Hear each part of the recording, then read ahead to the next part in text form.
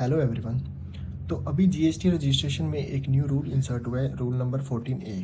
ये एक 14A जो है ये एक ऑप्शनल रजिस्ट्रेशन है जो आपको विद इन 3 डेज़ में अवेलेबल हो जाता है। ये क्विकली प्रोसेस होता है और ये इलेक्ट्रॉनिकली प्रोसेस होता है, नो मैनुअल इंटरफेरेंस। कोई मैनुअल इंटरफेरेंस इसमें नहीं रहता। पहली कंडीशन है इसकी जो कि इंपॉर्टेंट कंडीशन है, जो आपकी आउटपुट टैक्स लाइबिलिटी है B2B, वो आपकी लेस देन 2,50,000 पर मंथ होनी चाहिए। 2,50,000 पर मंथ मीन्स आपका IGST, CGST, SGST तीनों का जो सम है वो लेस देन 2,50,000 होनी चाहिए। आउटपुट टैक्स लाइबिलिटी का मतलब ये होता है कि आप जो सेल करेंगे उसके ऊपर जो टैक्स कलेक्ट करेंगे वो टैक्स लेस देन 2,50,000 होना चाहिए। इसकी सेकंड इंपॉर्टेंट कंडीशन है आधार ऑथेंटिकेशन। थर्ड कंडीशन है one registration in same state under same pan. एक पैन पे आप एक स्टेट में एक ही रजिस्ट्रेशन ले सकते हैं।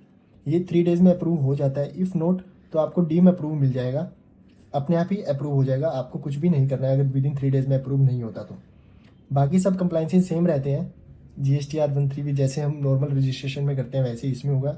रजिस्ट्रेशन सेम है, बट सिर्फ एक कंडीशन है, आपकी जो B2B लाइबिलिटी है वो 2,50,000 लेस देन होनी चाहिए। B2C के लिए कोई कंडीशन नहीं है, आप कितनी मर्जी सेल कर सकते हैं। ये बेसिकली रजिस्ट्रेशन जो है ये स्मॉल टैक्स पेयर के लिए और जो ई-कॉमर्स सप्लायर्स हैं, ई-कॉमर्स सेलर्स जो बनना चाहते हैं उनके लिए बेनिफिशियल है। इससे आप इस स्कीम से आप विड्रॉ भी कर सकते हैं। लाइक अगर आपकी आउटपुट टैक्स लाइबिलिटी 2,50,000 एक्सीड कर जाती है तो आप विड्रॉ कर सकते हैं। अगर आप विड्रॉ करेंगे 1 अप्रैल 2026 से पहले तो आपकी जो GST रिटर्न्स है वो 3 मंथ्स की फाइल होनी चाहिए। अगर आप 1 अप्रैल 2026 के बाद करते हैं तो आपकी जो GST रिटर्न्स है वो 1 मंथ की फाइल होनी चाहिए। Thank you.